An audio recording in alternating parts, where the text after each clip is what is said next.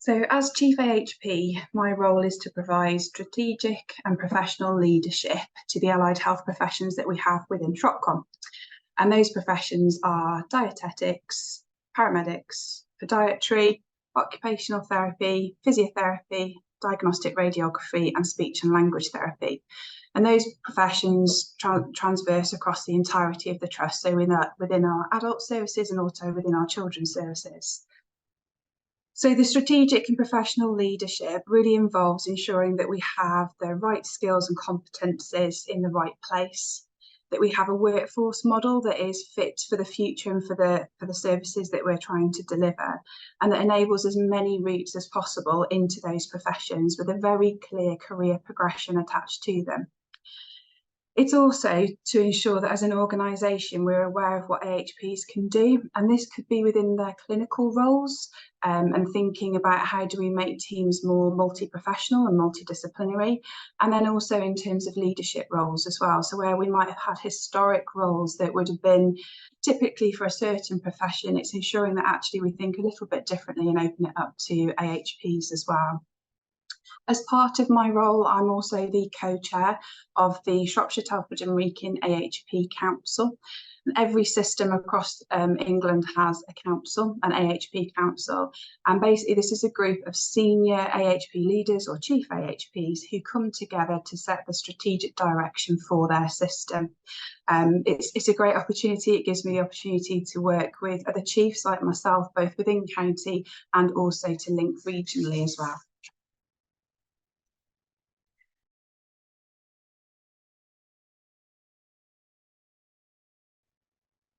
My background, so I'm a physiotherapist, and I graduated from Sheffield Hallam University way back in 1998 and got my first job, as they were called then, as a junior physiotherapist, and it was a rotational role at the Princess Royal Hospital.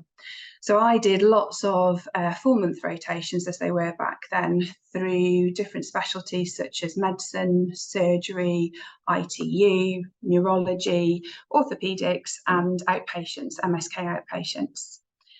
Then after doing that for about 18 months or so, so in 2000, I decided that MSK outpatients was the field in which I loved, and that's where I wanted to work. So I was lucky to secure, again, what was called then a Senior 2 role in MSK outpatients. So in new money, that would be at a Band 6 role, again, based at the Princess Royal Hospital. And I stayed in that role for 14 years, so doing my clinical lists, but also taking opportunities whenever they came to do something a little bit different.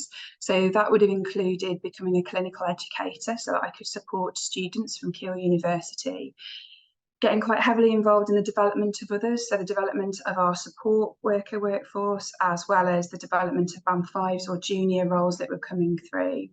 I did lots of audit and research, went to conferences to present on that audit and research, and lots of service improvement. I definitely had a need to want to keep myself busy, and service improvement was a way to do that.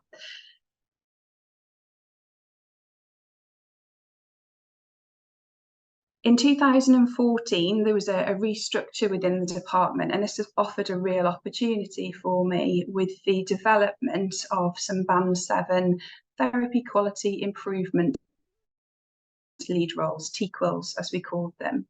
And I was successful at getting one of those roles, and this was a beautiful role. It looked at the qualitative and improvement of dietetics, speech and language therapy, physiotherapy and OT across outpatients, both at the Princess Royal Hospital and the Royal Shrewsbury Hospital. Whilst in that post, MSK services in Telford were being redesigned and going through a tendering process. And this gave me a massive opportunity to get involved in lots of new and different things, and that possibly sat outside of my TQL role. It was a very steep learning curve, and I absolutely learned a lot from it and still use that learning today in the role that I've got now. So I had to work outside of the organisation, start to work with partners, to work with different parts of organisations as well. So up until that point, I hadn't really had much contact with finance or HR or contracting. So as I say, a really steep learning curve. We were successful at winning the tender, and a new MSK service was brought in, and I was asked to come on to comment across to Shropshire Community Health Trust as the therapy lead for that new service, which I did. So again, great opportunity to have worked in MSK services, then to design a new service, and then to come across to the community trust to help to implement it.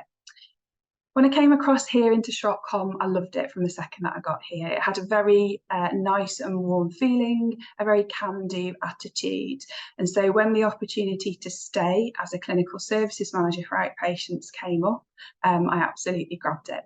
And that's where I spent a few years then with various different outpatient services underneath my portfolio. So MSK, advanced primary care services, consultant outpatient services in the community hospitals, podiatry, and lots of different ones, which again gave me the opportunity to learn and to grow a bit further. And back in 2019, at the tail end of 2019, a dream job opportunity arose within the trust, which was as a deputy director of AHPs and quality as an HC. Real dream job territory, because it brought together the two things that I absolutely adore: professional leadership and quality. So I put my hat in the ring for it and was successful. I started that role, should have started that role in March 2020 at the same time as COVID struck. So a different to planned introduction to the role, and probably that influenced the role ongoingly, actually. So the point of the role was to work directly with the Director of Nursing at that point in time, to work closely with the Deputy Director of Nursing to ensure that we had the right AHP representation. And together with the AHP professional leads, we wrote the first AHP strategy, both within the trust and actually across the county. And the team and I have worked really hard over the last couple of years to try and implement all of the objectives within that strategy. A couple of years later, in 2022, we had a new suite of execs come into the trust, and as new execs or new leaders will do, they put new structures in place. And I was successful at getting the Deputy Director of Quality and Chief AHP role at an 8D. This role was quite different to the previous role, reporting directly to the Director of Nursing as her only deputy. So it gave me the opportunity to really push a little bit further to be able to take the AHP voice further upwards within the organisation, but then also to have further opportunities to work with nursing colleagues and to really hone my quality leadership skills. And then very recently, just a couple of weeks ago, I was successful at getting the Director of Operations and Chief AHP at Band 9 within the organisation. So this for me is an absolutely massive opportunity. It enables me to bring together everything that I've done to date. So my clinical leadership, my professional leadership, quality leadership and operational into a role to be able to then move the trust forward. It's also a board role, so it means that we have a Chief AHP sitting on board, which again is a fantastic opportunity to ensure that everything I was saying beforehand, really, that everybody knows and understands the fantastic work that our AHPs do already, but also the fantastic opportunities that AHPs can bring to clinical delivery.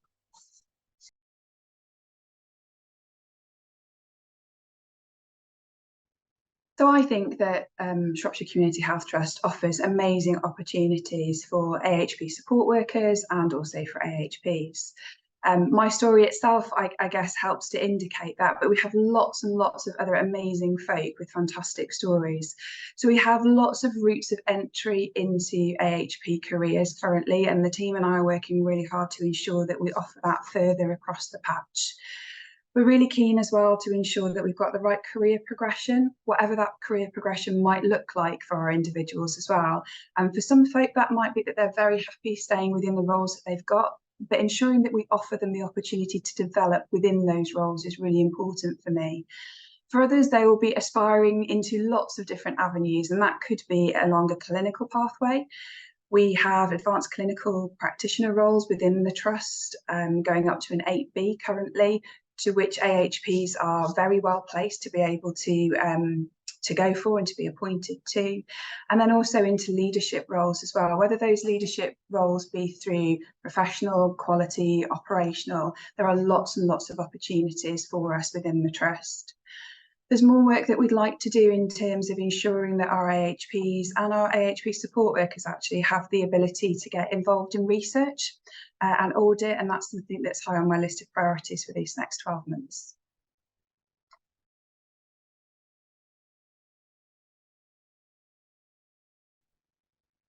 My advice to others pondering whether an AHP profession is for them would be to come and speak, actually, to come and have some conversations, not just with one person, but with lots of people, working in different elements of the roles as well. So understanding what AHPs can offer. And AHP is an umbrella term that sits 14 very, very different professions underneath it.